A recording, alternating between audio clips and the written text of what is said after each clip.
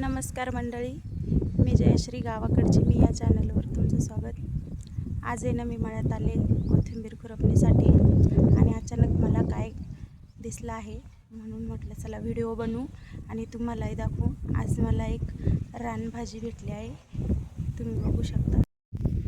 ही बघा मंडळी, ही रानभाजी आहे पाथरीची।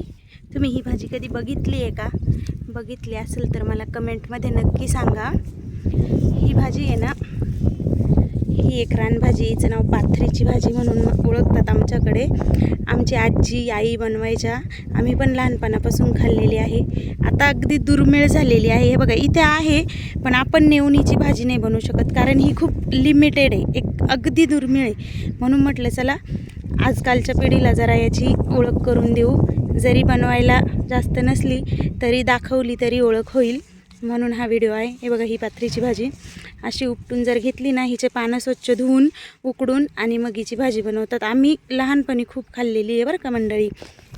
हिचे ना आरोग्यासाठी खूप फायदे, आमच्या आई आजी नेहमी बनवायच्या आणि आम्ही पण खायचो।